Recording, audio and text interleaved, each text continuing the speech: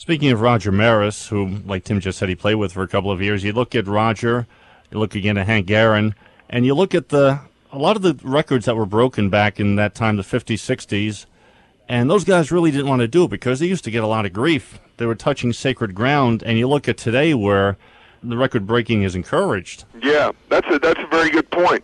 It was certainly true with Roger. Because he was. I think it was encouraged by then Commissioner Ford Frick, which I've always thought was very strange.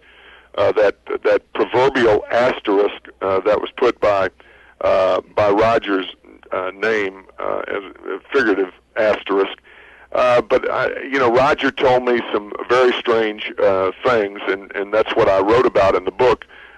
He told a lot of his Cardinal teammates about some of the things that went on during that 1961 season.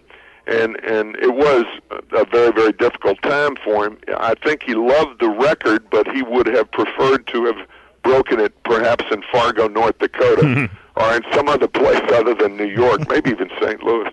But Hank Aaron, of course, for different reasons, for race reasons, I think it's just horrible. And I guess our country's come a long way in the last 25 years, but I'm not so sure when I read some of the headlines in today's papers. But there is no question that for Hank Aaron and for Roger Maris to have attained what they did in the game, it came with a price.